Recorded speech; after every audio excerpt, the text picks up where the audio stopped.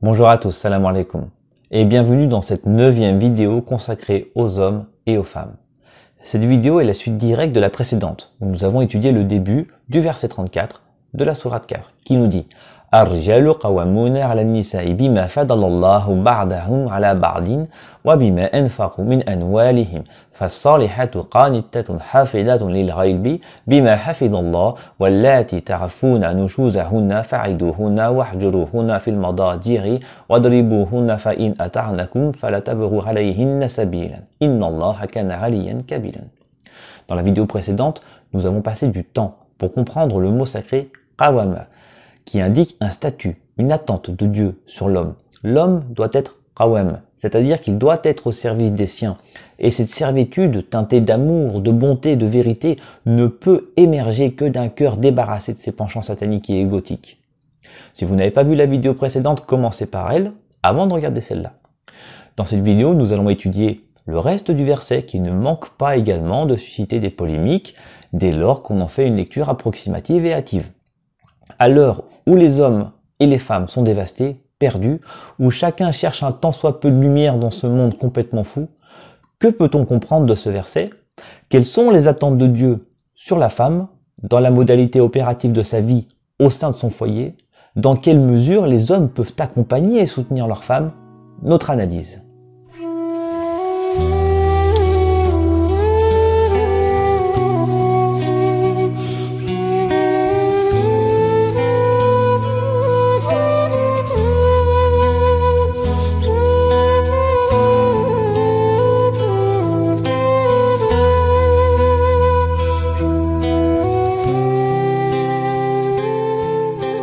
Quelles sont les attentes de Dieu sur les femmes?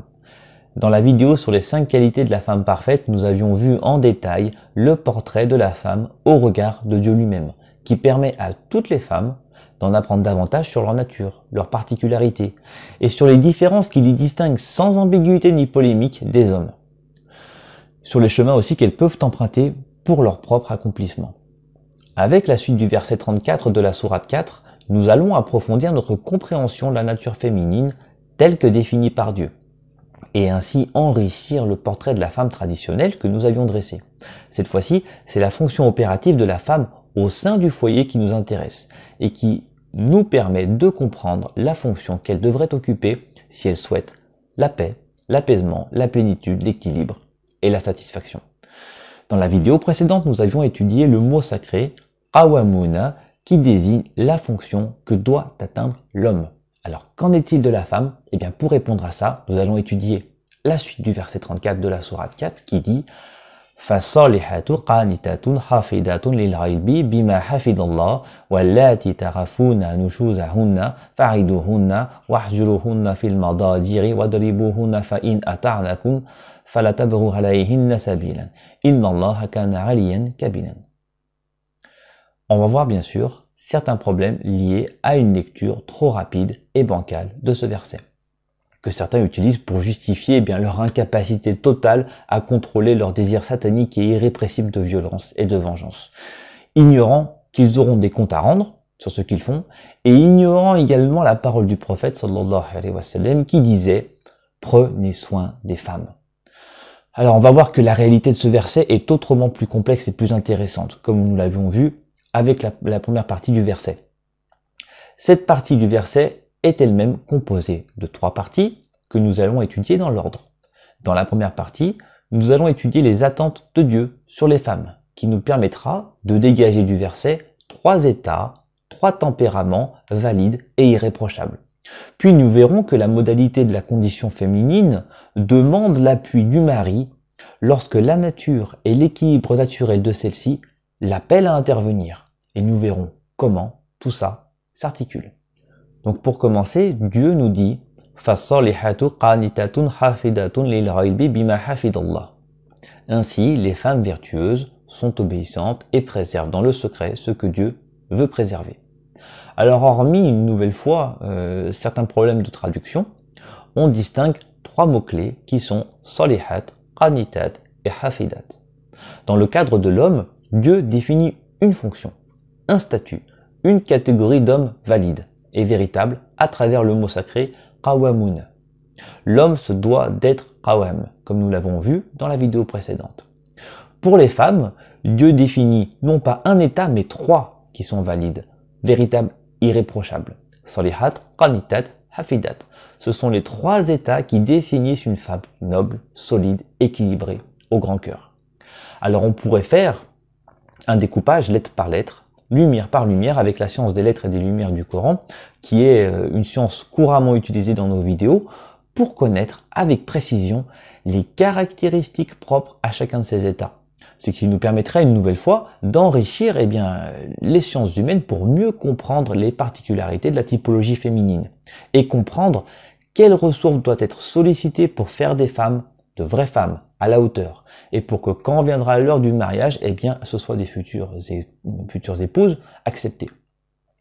Suivant la parole du prophète sallallahu alayhi wa sallam qui dit « Les hommes choisissent les femmes pour 4 raisons, pour leur beauté, pour leur argent, pour leur famille et pour leur religion. » Ne choisissez les femmes que pour leur religion. Certes, l'argent est important, mais il peut disparaître. La beauté est importante, elle peut disparaître. La famille est importante, elle peut disparaître. Mais la religion est la seule chose solide sur laquelle on puisse se reposer. Si Dieu le veut, nous ferons ce découpage dans une autre vidéo. Mais pour l'instant, contentons-nous d'un bref tour d'horizon. Il y a une hiérarchie dans ces 3 états. Salihat, c'est le top. Tandis que hafidat, c'est le minimum qui est demandé. Alors voyons un peu plus en détail ces 3 états. Salihat, traduit ici par vertueuse, représente la femme de l'excellence, celle qui rayonne sur les autres, dont le cœur déborde de bonté. Et cette bonté, elle touche tout. Le travail, la maison, les enfants, le mari, la famille, tout. Dans les qualités de la femme parfaite, nous avions parlé de la réjouissance et de l'abnégation. Une femme qui est saliha sublime ces qualités-là.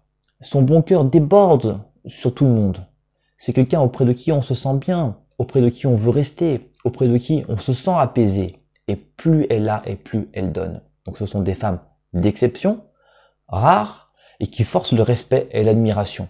Il y a quelques exemples, si on regarde un petit peu sur Internet, on trouvera des exemples qui se partagent par milliers, par centaines de milliers, de femmes exceptionnelles, comme on ne les voit plus, avec ce sourire qui, dès que vous la voyez, ça y est, vous aussi, vous commencez à sourire, vous vous sentez déjà mieux. Saliha. Ensuite, il y a qanita, traduit ici par obéissante, et qui est d'ailleurs assez difficile à traduire. Le mot décrit une femme qui est droite, véridique, clairvoyante. Alors on pourrait un petit peu la comparer comme à une sentinelle, car elle est attentive aux moindres détails, elle est impeccable, irréprochable, respectueuse et ferme, fidèle à sa parole. Le qanit, chez les croyants, c'est celui qui, par exemple, passe toute la nuit en prière. Donc bon, on doit pouvoir trouver mieux que obéissante comme traduction. Jacques Berck, par exemple, avait choisi dévotieuse pour traduire ce mot. Et bien sûr, on voit qu'on est très loin de parler d'une femme qui doit obéir au doigt et à l'œil à son mari. Ce n'est pas du tout ça qui est visé par ce mot-là.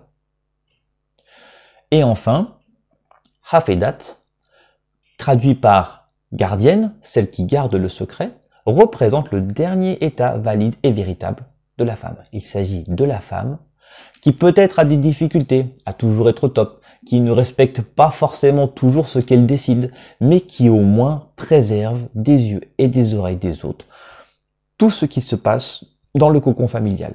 Donc ce sont les gardiennes du secret.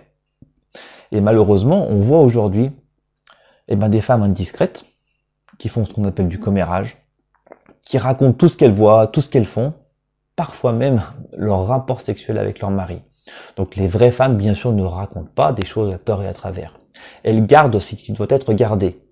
Et malheureusement, le voyeurisme d'État institué par la télévision n'aide pas vraiment, car il positionne ce voyeurisme dégueulasse comme la norme à suivre.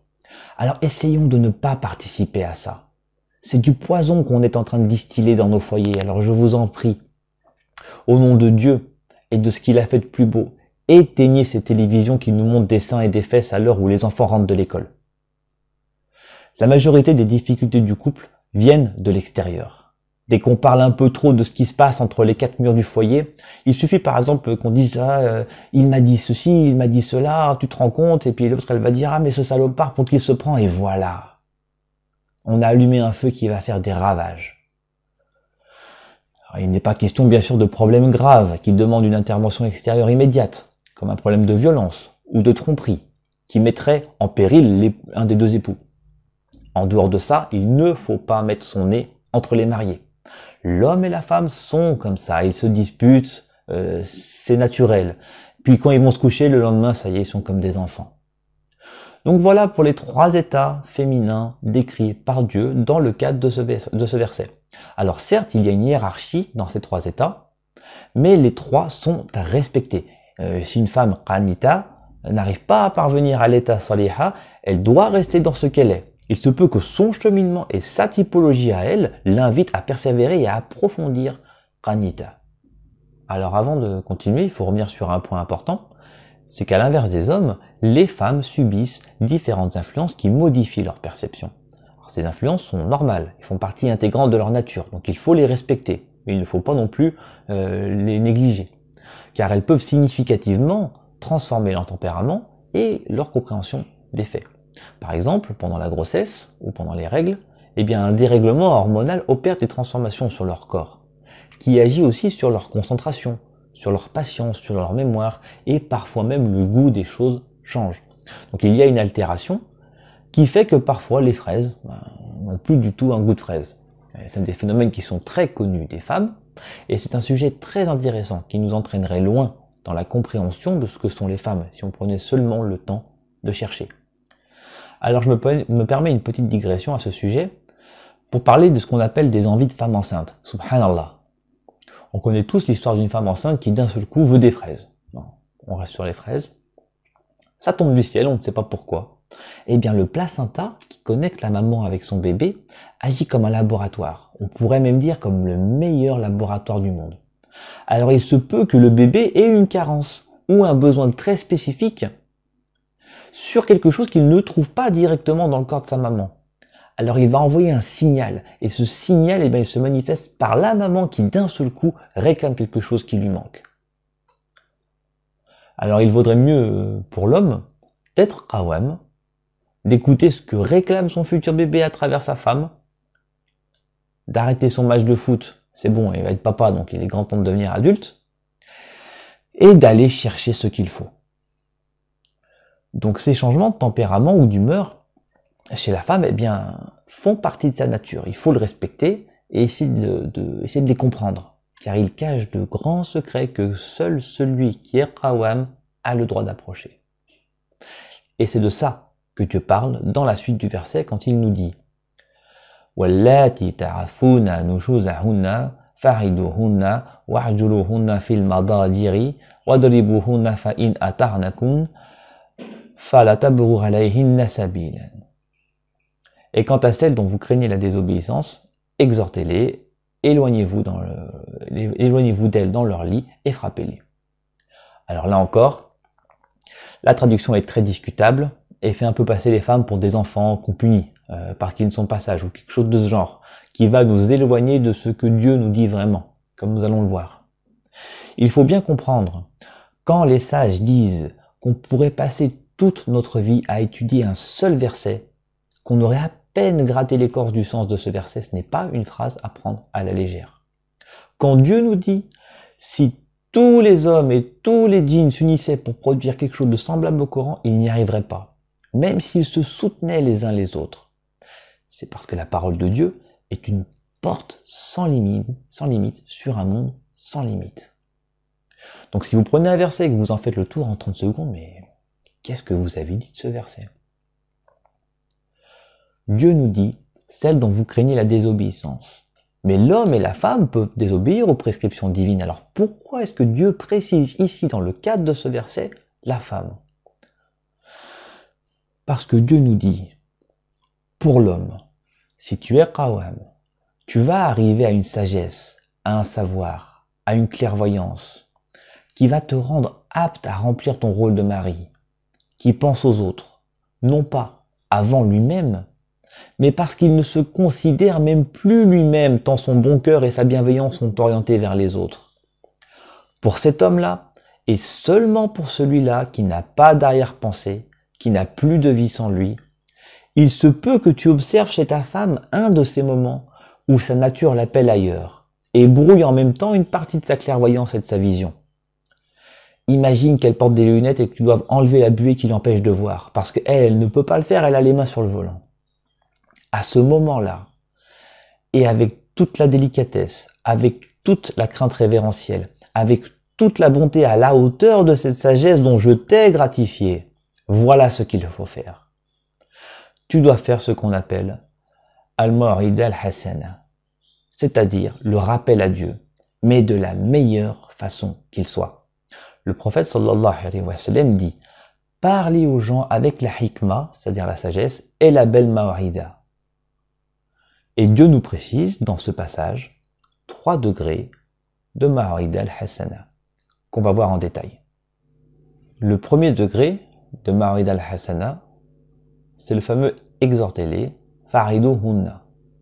Donc si tu vois ta femme qui s'éloigne de son comportement habituel, qui fait des choses étranges, qui fait des choses qui ne se font pas et qui ne lui correspondent pas, peut-être qu'elle a sa concentration sur autre chose, peut-être qu'elle est préoccupée par quelque chose. Donc commence par essayer de la ramener à ce qui est bon avec des paroles douces, avec un cœur plein d'amour, avec la lumière que Dieu a mis dans ton cœur. Al-Maw'ida, c'est toute la science du tasawwuf, du soufisme. C'est l'art de ramener les gens à Dieu avec délicatesse, avec tendresse, avec humilité, avec sagesse. Al-Maw'ida, c'est ce que fait le cheikh avec ses disciples, ou ce que doit faire l'imam le vendredi à la mosquée, et que personne ne fait plus, soyons très clairs. Aujourd'hui, à la mosquée, on nous endort et on nous infantilise. Donc les paroles que l'on prononce, quand je parle, quand tu parles, elles viennent d'où? Si elles viennent de la mémoire et de la réflexion, elles sont fades. Mais si elles viennent d'un cœur rempli par la lumière de Dieu, elles sont douces comme le miel. Donc Al-Maw'ida, ce sont les bonnes paroles qui viennent d'un bon cœur. Donc celui qui terrorise sa femme en l'oppressant ou en l'obligeant, il n'est même pas qawam. Il n'a pas le droit de faire Al-Maw'ida. Il doit commencer par corriger son propre comportement avant d'intervenir sur quoi que ce soit. Il n'interpelle pas sa femme avec tendresse. Il intervient pour se venger ou pour lui reprocher quelque chose. C'est le cas de 99,9% d'entre nous aujourd'hui. Une parole ne sera jamais acceptée ni enracinée dans le cœur de quelqu'un si elle est prononcée autrement qu'avec la hasana. Crier sur quelqu'un ne conduit à rien. Ce n'est pas la religion. C'est l'inverse de ce que Dieu nous recommande de faire. Donc l'homme qui est sage ramène sa femme avec douceur. Ah, fais attention, j'ai vu que tu as fait ceci, et devant Dieu, et devant ta famille, et devant moi, sans arrière-pensée, sans aucun reproche. C'est le premier degré de Al-Maw'ida al-Hasana. Il y a ensuite le deuxième degré de Maw'ida al-Hasana, quand Allah subhanahu wa ta'ala nous dit « Wahjuruhunna fil madajiri » éloignez-vous d'elles dans leur lit. Alors qu'est-ce que ça veut dire? Encore une fois, on va pas revenir sur la traduction parce que ça prendrait trop de temps. Parfois, il arrive que la bonne parole ne suffise pas. Que tu vois ta femme insister dans quelque chose qui n'est pas acceptable, qui ne se fait pas. Donc Dieu te décrit alors un deuxième degré dans Maw'ida al-Hasana. Il te dit, continue avec elle, fais preuve de patience, et pour cela, tourne un peu la tête, éloigne-toi d'elle. Ce n'est pas pour punir, on n'a pas affaire à un gamin, ce n'est pas non plus pour stopper, mais au contraire c'est pour continuer différemment. Tu vois ta bien-aimée, tu lui parles avec sagesse, tu lui parles avec tendresse, et elle n'entend pas ton bon conseil. Mais la sagesse t'invite à ne pas entrer en conflit avec elle, à ne pas créer de polémique. Alors reste à la maison, mais va dormir sur le canapé. Voilà ce que ça veut dire. C'est pas, tu n'es pas d'accord parce que ta femme fait quelque chose que tu n'acceptes pas, que ça y est, tout de suite c'est le conflit. Non, fais preuve de sagesse. Tu vois quelque chose que tu n'aimes pas, montre ta désapprobation, sans faire de polémique. Tu t'éloignes. Et il y a des femmes, parfois, qui ont besoin de cette distance. Si elle ne se retrouve seule, eh bien ça va lui rappeler beaucoup de choses. Donc si tu es un homme à la hauteur, sur qui elle peut compter, ton absence va avoir de l'impact. Entre parenthèses, les aberrations qu'on entend aujourd'hui, oui, la femme n'a pas besoin d'un homme pour s'en sortir, ou je ne sais quoi, ceux qui sont dans ces délires-là, qui pensent qu'on est trop heureux quand on est seul, que c'est comme ça que la vie doit se vivre, bah, sont foutus. Donc bonne chance à eux. Un homme a besoin d'une femme et une femme a besoin d'un homme. On ne force personne à penser comme nous, mais qu'ils laissent en paix ceux qui veulent vivre en paix à deux. Donc je ferme cette parenthèse. Si ce deuxième degré de Mawa'id al-Hasana ne suffit pas, eh bien Dieu nous parle d'un troisième et dernier degré, qui est donc le fameux Wadribuhunna, frappez-les. Donc, il se peut parfois que ni le bon conseil, ni l'éloignement ne portent ses fruits. Dieu décrit pour l'homme qawam un dernier degré de Mawa'id al-Hasana, le fameux frappez-les. Alors, pour commencer, trois choses. La première, tout ce qui concerne Mawa'id al-Hasana, les trois degrés qu'on voit actuellement, donc, ne sont, pour rappel, accessibles qu'à l'homme qui est qawam. C'est-à-dire un homme complet, débarrassé de son ego et de ses vices, sans arrière-pensée, sans envie de vengeance, sans rancune. C'est une première chose que personne ne semble vouloir comprendre, soit. La deuxième chose, à l'époque du prophète sallallahu alayhi wa sallam, il y avait une femme qui était venue le voir en compagnie de son père à cause de violences de la part de son mari. La réponse du prophète sallallahu alayhi wa sallam a été extrêmement claire. C'est ce qu'on appelle al-qisas. C'est-à-dire que celui qui reçoit un préjudice a le droit de réclamer de son oppresseur que son oppresseur subisse le même préjudice. Donc la femme avait le droit de réclamer qu'on fasse subir à son mari la même chose qu'il lui a fait subir. C'était un événement au caractère révolutionnaire. C'était il y a 1400 ans. Et on en est où aujourd'hui? C'est la deuxième chose. La troisième chose, c'est que le mot qui est choisi ici, idribu, le fameux frapper, est le même mot qui est utilisé quand on parle des ablutions sèches. Les ablutions sèches en islam, ce sont des ablutions qui se font en frappant une pierre. On tapote une pierre comme ça, et après on passe sur le visage, etc. Alors, celui qui est foutu au point de croire que Dieu lui autorise à tabasser sa femme en vertu de ce verset, eh bien, je l'invite également, la prochaine fois qu'il fait tayammum, eh bien, à donner des coups de poing sur la pierre pour voir ce que ça donne. Donc, bien sûr, Dieu n'autorise pas l'homme à tabasser sa femme. Il faut vraiment ne rien connaître de l'islam pour dire une chose pareille, ou alors faire preuve d'une malhonnêteté sans limite. C'est absolument l'inverse que Dieu nous décrit ici. Si on regarde ce qu'il se passe aujourd'hui, il y a des lois qui interdisent de taper qui que ce soit. Heureusement. Et pourtant, est-ce que ces lois ont réussi à stopper quoi que ce soit? Preuve que non, les chiffres des violences domestiques explosent. Combien de femmes, et même d'hommes, battus chaque jour, chaque semaine, chaque mois? Les chiffres sont énormes. La charia est venue pour stopper ça, pour arrêter ce massacre. Dieu nous dit tout ce qu'il faut pour que cela n'arrive jamais. Est-ce qu'on est à la hauteur d'écouter et de comprendre? Ou bien est-ce que nous sommes les esclaves de nos passions et de nos vices? Les hommes qui tabassent leurs femmes, ce sont des hommes malades. Ils doivent revenir à la norme, ils doivent revenir à qawam. En dehors de quoi il n'est pas possible de s'en sortir. Donc ceux qui ne veulent pas comprendre ça, eh bien qu'ils continuent à faire des lois, vous n'arriverez à rien. Ceci étant dit, revenons à notre analyse. Comme je disais, il se peut parfois que ni le bon conseil, ni l'éloignement ne portent ses fruits. Donc Dieu nous décrit un dernier degré de Mawa'id al-Hasana avec idribu. Idribu ne doit pas être réduit à frapper. On ne doit pas simplement le traduire par frapper. Il s'agit plutôt ici de provoquer une secousse pour réveiller ta femme. Imagine une situation plus qu'alarmante, où ta femme pète un plomb complètement, elle est prête à sortir, de prendre la voiture, tu sais qu'elle va rouler à 200 km/h et qu'elle n'est pas dans son assiette, qu'elle est complètement hors d'elle, qu'est-ce que tu fais? Eh bien, tu vas t'accrocher à elle. Tu vas la secouer pour qu'elle se réveille. Non, tu ne vas pas lui donner un coup de poing, bien évidemment. Ta bien-aimée a besoin de toi, elle est dans un état désespéré où toi seul peux l'aider et tu es prêt à être disponible pour elle de la façon dont elle a besoin de toi. Donc, quelqu'un qui aime vraiment une personne, jamais il ne souhaitera lui faire de mal, ni l'avoir blessé. C'est pire pour lui que d'être blessé lui-même. Quelqu'un qui aime vraiment quelqu'un, il préfère être blessé lui plutôt que sa bien-aimée.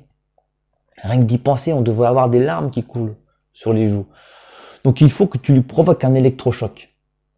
Ça peut être en la secouant ou peut-être avec un peu d'eau ou peut-être des fois avec une parole un peu forte. Elle a besoin de toi, sois à la hauteur. C'est de ça dont il est question dans cette partie du verset. Sinon, la femme est abandonnée à elle-même. Et c'est ce qu'on voit aujourd'hui de partout. Dieu a fait les hommes et les femmes pour qu'ils soient ensemble et qu'ils se soutiennent mutuellement. Si on brise le lien qui unit l'homme et la femme, c'est foutu. Et puisqu'aucun homme n'est plus à la hauteur de rien aujourd'hui, les femmes ont dégringolé et se sont aplaties la tête la première sur le sol. Et ça a provoqué en des siècles des maladies psychologiques, allant de la perte totale de confiance en soi à la détresse psychique, au masochisme féminin, c'est-à-dire la recherche du plaisir dans la douleur ou dans la souffrance de l'autre. Mais la religion est là pour mettre un terme à la violence, à toute forme de violence. Et voilà qu'aujourd'hui, on réclame d'être frappé. Mais qu'est-ce qui s'est passé? D'être humilié. Il y a certains pays dans le monde où l'écroulement des hommes a fait jaillir tout un tas de clubs bizarres où les gens, principalement des femmes, cherchent et réclament le plaisir par la douleur. Donc on est à l'opposé de ce que nous enseigne la religion. Pire encore, on est en train de s'enfoncer dans ce qu'il y a de plus mauvais. Qu'est-ce qui s'est passé? L'effondrement de l'homme entraîne inévitablement l'effondrement de la femme. Et ça crée plein de difficultés d'ordre social, sociétal. C'est le dérèglement complet de tout. De l'homme et de la femme dépend l'équilibre du monde. Si le monde est fou, c'est que l'homme et la femme sont à plat ventre. C'est aussi simple que ça. Et si tu penses, toi qui écoutes cette vidéo, que tu es l'exception qui confirme la règle, que tu fais largement ce qu'il faut, parce que tu es gentil quand il faut, parce que tu fais des petits péchés, mais c'est pas grave, parce que tu te plantes complètement.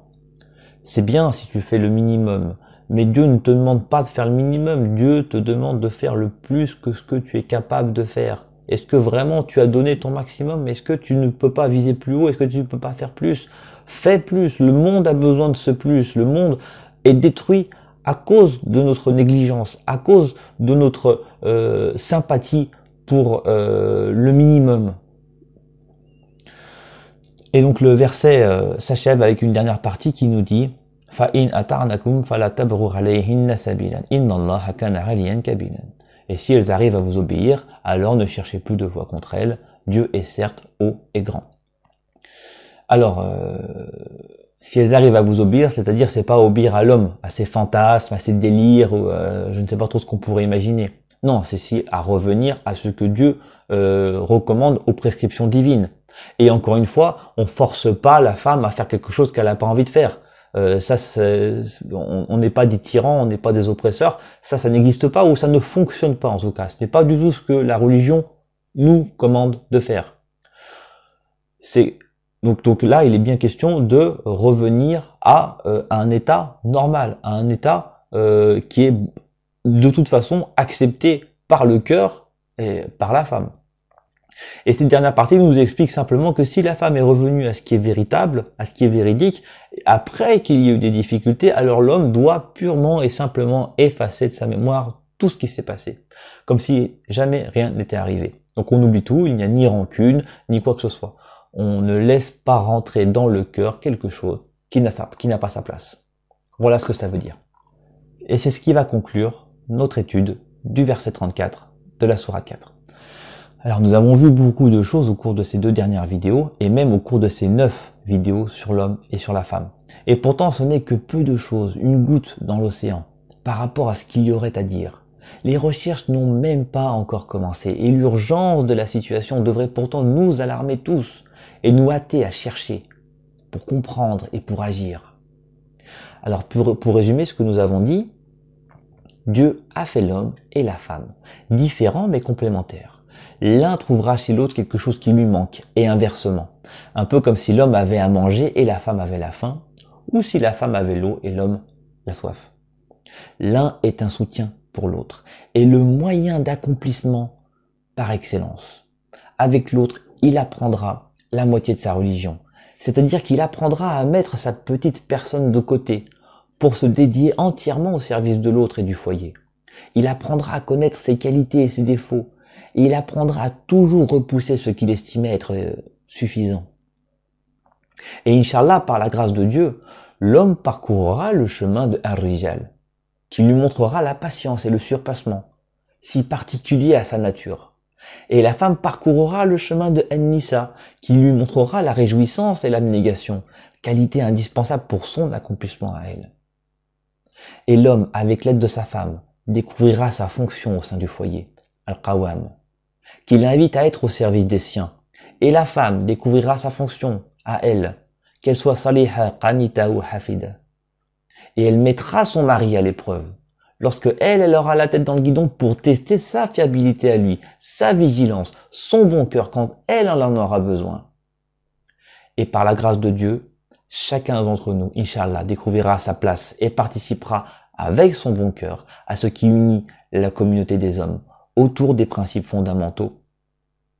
Ces principes qui permettent l'équilibre, qui permettent l'harmonie et la paix entre tous. Que Dieu nous aide et fasse de nous des hommes et des femmes à la hauteur de cette vie, à la hauteur de chaque battement de cœur qui nous donne une nouvelle opportunité de faire le dhikr d'Allah subhanahu wa ta'ala, de chaque respiration et de chaque clignement des yeux. Qu'il nous aide à faire de notre vie quelque chose d'utile à toutes et à tous. Amin, amin, amin. N'oubliez pas de vous abonner et de partager ces vidéos. À très bientôt. Salam alaikum wa rahmatullah.